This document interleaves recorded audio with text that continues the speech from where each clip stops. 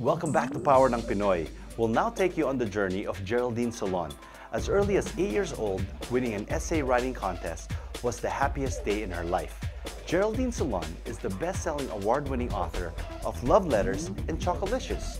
Born and raised in the Philippines by a Spanish-Filipino mother and a French-Filipino father, her heritage has allowed her to embrace both Eastern and Western philosophies. Geraldine grew up in Cebu to her French, Spanish, and Filipino family. She moved to Manila when she was 14 years old. After graduating from St. Scholastica High School, she went on to study business at Assumption College and the International Academy of Management and Economics, where she studied business. She entered the professional world right after college, managing a swim and dance retail company in the Visayas before she moved back to Manila, where she worked for several private companies, the government, and the Mexican embassy. Not once did she imagine becoming a writer.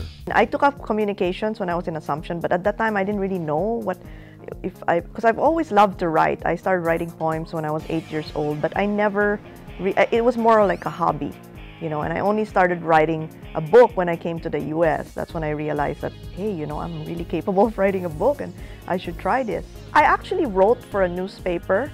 I would feature people and how they achieve their goals. So it was more like writing articles, like a journalist type of thing. But I feel that my creative side has taken over that. Geraldine said she wrote poetry and dabbed in other kinds of writing, but found her passion in love stories.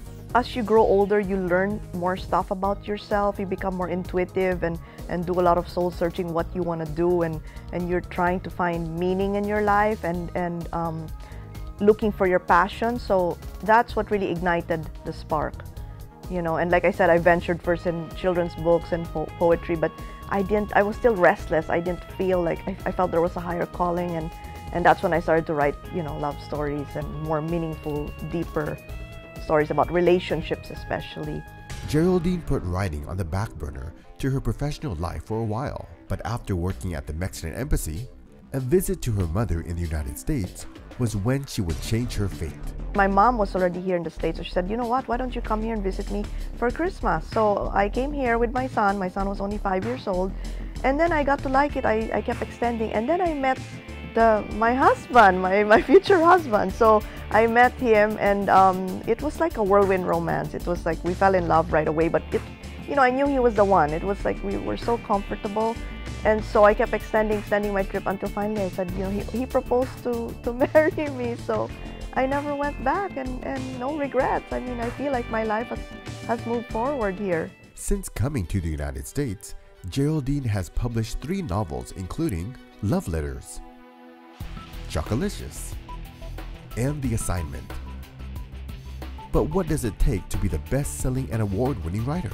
I believe having that wild imagination and the skill of writing put together, and of course your heart, you know, like having that meaningful experience has really played a great role in my life. Her first novel, Love Letters, she said, was not based on real life, but born completely out of her imagination. The mother of the hero in the story, the heroine, is an exaggerated version of my mom, so I used her character there. But I mean, everything is all like my imagination. Yeah, so it's fiction. Geraldine talked about her next book, Chocolicious, which takes place in Silicon Valley. It's about love, loss, and a mother's sacrifice. So it's about this lady who's really, really rich. She's a trophy wife, and then all of a sudden her husband dies of a heart attack. And so when he dies, a week later, she finds out that she's going to lose everything she owns because of a mistake he made. So it's all about how she picks up the pieces from her tragedy. Geraldine is proud of her stories and shares some of her favorites. In 2003, I wrote Odes, Insights, and Stories for All Seasons. They're basically like poems and essays to inspire people. And then later on, I think in 2005, I wrote The Forgotten Dinosaurs, and my son did the narration of that. So there's like a CD that narrates it. And I also wrote another book called Chiwo. It's inspired by the Chihuahua I have. And then I wrote David and the Amethyst.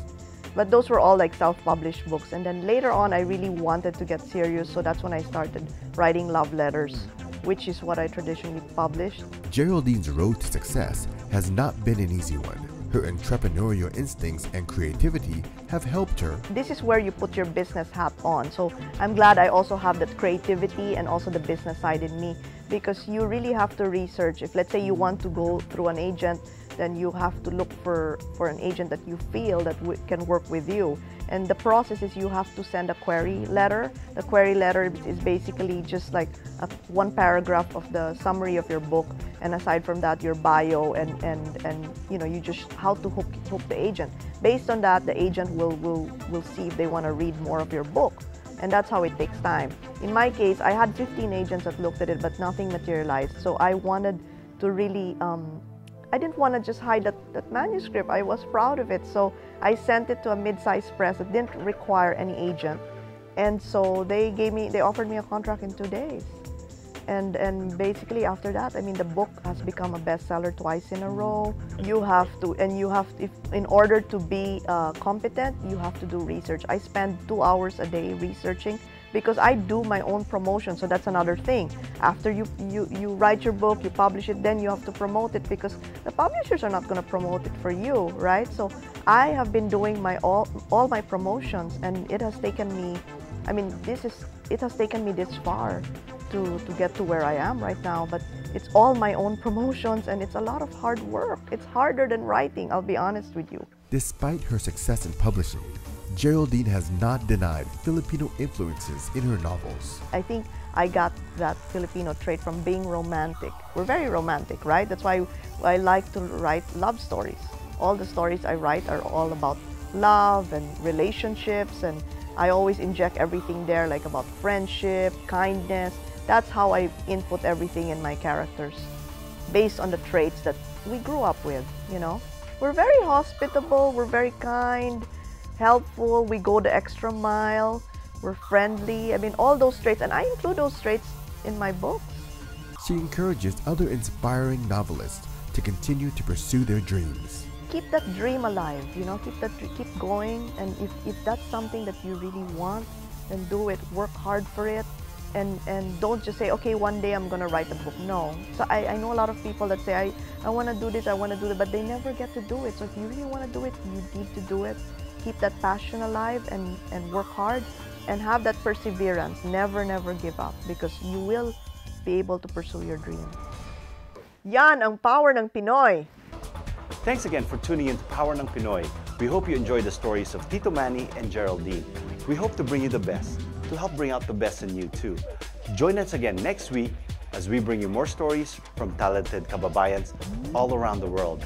Meanwhile, you too can share your stories with us on Facebook. Tell us what inspires you and what motivates you to reach for your dreams. Because nothing is impossible as long as you plan ahead, pray hard, and work even harder. And if you do well, don't forget to help others do well too. Dahil yan ang power ng Pinoy.